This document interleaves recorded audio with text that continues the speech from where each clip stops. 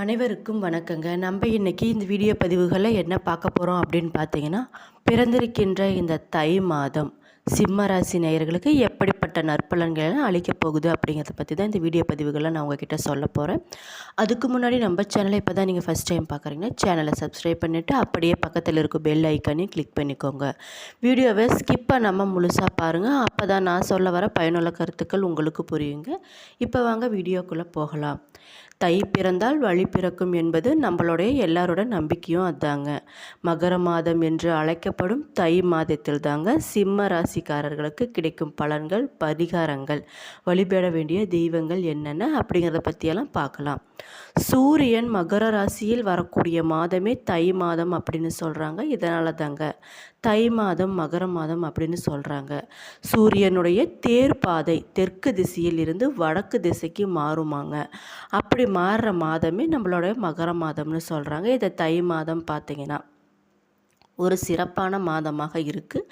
மகாபாரதத்தின் பிதாமகரான பீஷ்மர் பார்த்திங்கன்னா இந்த கதையில் தை மாதம் இந்த மாதத்துக்குன்னு அம்பு படுக்கையில் தன் உயிர் போவதற்காக காத்து கொண்டு இருந்தாராம். அந்த அளவுக்கு புனிதமான மாதமாங்க இந்த தை மாதம். சூரியன் வழிபாட்டுக்கு உகந்த மாதங்க. சூரியனை வழிபடும் பண்டிகையே பொங்கல் பண்டிகைன்னு சொல்கிறாங்க. சூரியன் இல்லை என்றால் இந்த உலகமே இல்லை அப்படின்னு சொல்கிறாங்க. கேட்டை நட்சத்திரத்தில் விருச்சிக ராசியில் சித்த யோகத்தில் பொங்கல் பண்டிகை அமைந்துள்ளதுங்க. இந்த தை மாதத்தில் உங்களுக்கு நிறைய பலன்கள், பரிகாரங்கள் கிடைக்க வாய்ப்பு இருக்குது. சிம்ம ராசி அன்பர்களை ஏற்கனவே அஷ்டம சனி பார்த்தீங்கன்னா 8ஆம் இடத்தில் அமர்ந்து பல்வேறு பிரச்சனைகளை உங்களை கொடுத்து கொண்டிருக்கிறார். 7ஆம் இடத்தில் ராகு இருப்பதால் திருமண வாழ்க்கையில் பிரச்சனைகள் சந்திக்கும் வாய்ப்பு உங்களுக்கு நிறைய இருக்குங்க. ராகு உங்களை கெடுக்க முடியுமா என்று முயற்சிப்பார். இல்லையெனால் உங்களுடைய பெயரையும் கெடுக்க முயற்சிப்பார். கவனமாக இருந்துக்கோங்க. ஜனவரி 1 முதல் 15ஆம் தேதி வரை அற்புதமான பலன்களை நீங்கள் பெறுவீர்கள். இந்த 15 நாட்கள் பண வரவு வருவதற்கான நிறைய வாய்ப்புகள் இருக்குங்க. எல்லா கிரகங்களும் 5ஆம் இடத்தில் இருக்கும்போது பண வரவு இரட்டிப்பாக உயரக்கூடிய வாய்ப்பு இருக்குங்க. சாதாரணமாக கிடைக்கும் பணம் கூட உங்களுக்கு கூடுதலாக கிடைக்கும் வாய்ப்பு நிறைய இருக்குது. செய்யும் வேலை தொழில்களில் இரட்டிப்பு லாபம் உங்களுக்கு கிடைக்கக்கூடியதாக இருக்குங்க. 5ஆம் இடத்தில் பார்த்தீங்கன்னா செவ்வாய், குரு, சுக்கிரன், புதன், சூரியன் என 5 கிரகங்கள் இருக்கிறார்கள். ₹1 வாங்கிய பொருள் ₹10 விற்பனை செய்யும் யோகம் உங்களுக்கு கிடைக்கக்கூடியதாக இருக்குங்க. ஜனவரி 17ஆம் தேதிக்கு பிறகு நாளுக்கு உரிய செவ்வாய் 6ஆம் இடத்தில் உச்சம் பெறுகிறார். கடன், வியாதி, கஷ்டம் போன்றவை ஏற்படும் காலகட்டமாக இருக்குங்க. தேவையில்லாத சண்டை சச்சரவுகள் உங்களுக்கு ஏற்பட்டு விலகும். வம்பு வழக்குகள் தேடி வரும் நாட்களாகவே இருக்குங்க. வரக்கூடிய நாட்கள் கவனமாக இருந்துக்கோங்க. சட்டத்திற்கு புறம்பான விஷயங்களில் ஈடுபடாமல் இருப்பது மிக மிக நல்லது. இல்லை என்றால் தேவையில்லாத பிரச்சனைகளில் சிக்கும் வாய்ப்பு நிறைய இருக்குங்க.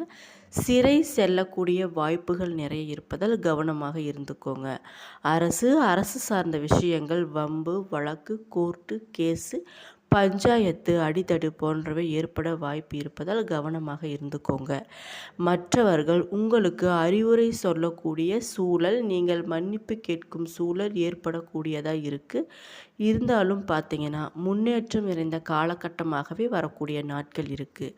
5இல் இருக்கும் புதன் பகவான் 6இல் மறைகிறார். அது மட்டும் இல்லாமல் பணம் சார்ந்த விஷயங்களில் பிரச்சனைகள் வரும் என்பதால் மிகுந்த கவனமாக இருப்பது நல்லது.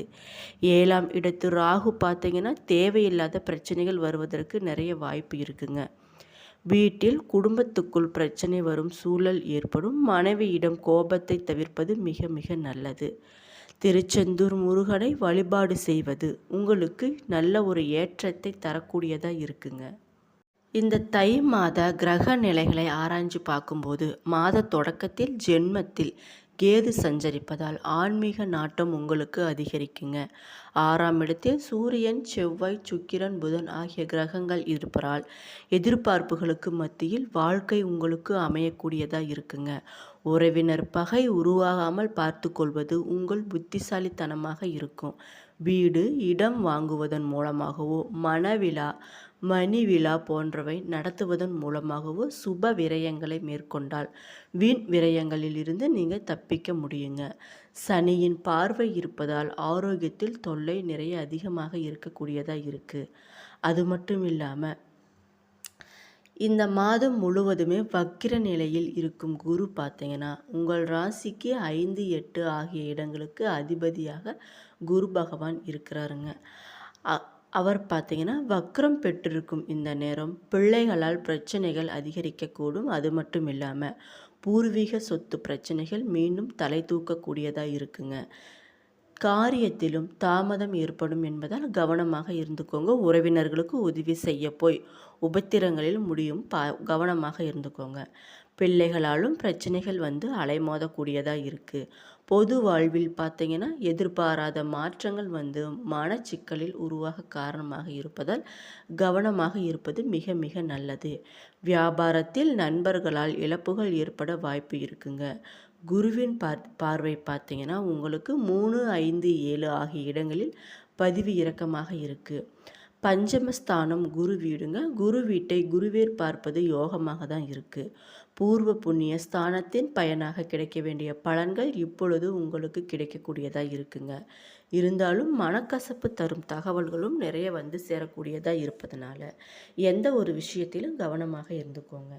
நண்பர்களை நம்பி பொறுப்புகளை ஒப்படைக்க வேண்டாம். சில காரியங்களில் பார்த்தீங்கன்னா உங்களுக்கு தாமதமாகவே வந்தாலும் முடிவில் நல்லதாகவே அமையக்கூடியதாக இருக்குது. இந்த காலகட்டத்தில் சுப செலவுகள் செய்வதன் மூலம் தேவையற்ற விரயங்களை தவிர்ப்பதற்கு இயலக்கூடியதாக இருக்குது. பஞ்சாயத்துக்களில் இடையூறாக இருந்தவர்கள் விலகுவார்கள். வியாபாரத்தில் பழைய கூட்டாளிகளை விலக்கிவிட்டு புதிய கூட்டாளிகளை சேர்ப்பது மிக மிக நல்லது. உங்கள் ராசிக்கு 2, 11 ஆகிய இடங்களின் அதிபதியானவர் புதன்.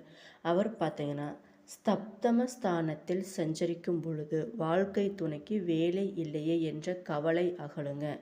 வேலைக்கு விண்ணப்பித்தவர்களுக்கு வேலை கிடைக்கும். தொழில் தொடங்கும் முயற்சியில் ஆர்வம் காட்டினால் நல்லபடியாக அமையுங்க. பொதுவாக நினைத்தது நிறைவேறும் நேரமாக வரக்கூடிய நாட்கள் இருக்குது. மாமன் மைத்துனர் வழியில் ஒத்துழைப்பு திருப்தி தரக்கூடியதாக இருக்குது. அவர்களது இல்லங்களில் நடைபெறும் சுப நிகழ்ச்சிகளை முன்னிட்டு நடத்துவீர்கள். முக்கிய புள்ளிகளின் வரிசையில் பார்த்தீங்கன்னா உங்கள் பெயர் இடம்பெறும் வண்ணம் நல்ல காரியம் நடக்கக்கூடியதாக இருக்குங்க. மகரத்தில் சஞ்சரிக்கும் சுக்கிரன் பார்த்தீங்கன்னா 7/2/26 அன்று கும்ப ராசிக்கு செல்கிறார். இக்காலகட்டத்தில் உடன்பிறப்புகள் உங்களுக்கு உறுதுணையாக இருப்பார்கள். தெய்வமே துணை என்ற எண்ணமுடன் வாழும் உங்களுக்கு பிரகாசமான மாதமாக இந்த மாதம் இருக்குங்க. இருட்டிலிருந்து வெளிச்சத்திற்கு வந்தது போல உங்களது நிலையும் மாறக்கூடியதாக இருக்குது. வாழ்க்கையில் புதிய மாற்றங்களும் ஏற்படுங்க. புதிய வழிகளும் உங்களுக்கு தெரியும். அது மட்டும் இல்லாமல் ஜென்ம ராசிக்குள் சஞ்சரிக்கும் கேது நெருக்கடிகளை உங்களுக்கு உண்டாகக்கூடியதாக இருக்கிறதுனால கவனமாக இருந்துக்கோங்க. ஒவ்வொன்றிலும் தடை தாமதம் அலைக்கழிப்பு என்று போராட்டமான நிலையை உண்டாகக்கூடியதாக இருக்குங்க. அது மட்டும் இல்லாமல் இவங்களை எல்லாத்தையும் மீறி சத்ரு ஜெயஸ்தானத்தில் சஞ்சரிக்கும் பாக்கியவதி பார்த்தீங்கன்னா செவ்வாய் பெரிய முன்னேற்றத்தை உங்களுக்கு உண்டாக்குவார். எடுத்த காரியத்தில் எல்லாத்திலுமே வெற்றி என்ற நிலையே உங்களுக்கு உண்டாகுங்க. உடல் நிலையில் ஏற்பட்ட பாதிப்பும் விலகும். செல்வாக்கு உயரும். பூர்வீக சொத்துக்களில் ஏற்பட்ட பிரச்சனைகளும் விலகுங்க. அது மட்டும் இல்லாமல் வியாபாரிகளுக்கு விற்பனையில் முன்னேற்றமும் உண்டாகும். வேலையில் ஏற்பட்ட சங்கடங்களும் விலகுங்க.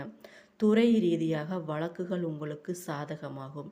எதிர்பார்ப்பு பூர்த்தியாகும். பொது வாழ்வில் இருப்பவர்களுக்கு பார்த்தீங்கன்னா புதிய பொறுப்பு தேடி வரும் நாளாக இருக்குது.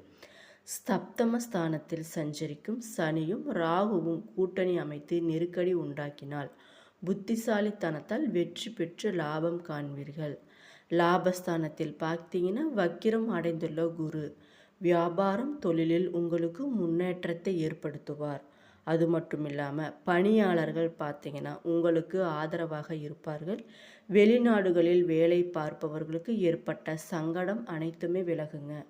மனதில் நிம்மதி உண்டாகும். மாணவர்களுக்கு பார்த்தீங்கன்னா படிப்பில் அக்கறை கூடுங்க. விவசாயிகளுக்கு லாபம் அதிகரிக்கும். கணவன் மனைவிக்குள் ஏற்பட்ட பிரச்சனைகள் ஒரு முடிவுக்கு வருங்க. குடும்பத்தில் நிம்மதி உண்டாகும். பரிகாரம் என்னன்னு பார்த்தீங்கன்னா விநாயகருக்கு அருகம்புல் மாலை சாத்த நன்மையே உங்களுக்கு உண்டாகுங்க. சப்தமஸ்தானத்தில் சனியும் ராகுவும் சஞ்சரிப்பதால் வாழ்க்கை துணையின் உடல் நிலையில் ஏதேனும் பிரச்சனை இருந்து கொண்டு இருக்கும். திருமண வயதினருக்கு இந்த நேரத்தில் எந்த வகை முயற்சி மேற்கொண்டாலும் அது நிறைவேறாமல் போகுங்க. கவனமாக இருந்துக்கோங்க. நன்றி.